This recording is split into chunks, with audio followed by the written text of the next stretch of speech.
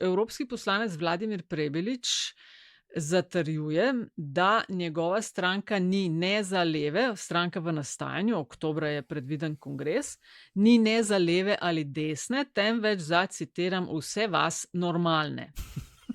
Rekel je, da bo po njegovih navedbah stranka levosredinska, da bojo pripravljeni delati koalicijo s preostalimi levosredinskimi strankami. Manifest so naslovili Začenjamo drugače, zapisali, da je čas za novo politično zrelost, za sodelovanje in mostove, ne za konfrontacijo in zidove. Zdaj, torej čakamo na ta kongres, kjer naj bi razkrili tudi malo več imen, ki bodo sodelovali.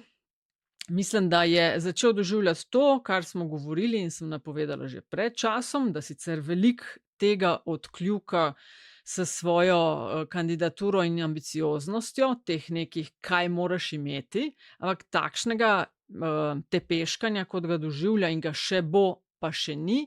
Kar pa ne razumem, pa je njegov statement, njegova izjava: ne bom sodeloval ne z Janezom Janšo in ne z Golobom. Za Goloba, ker postopki pred KPK.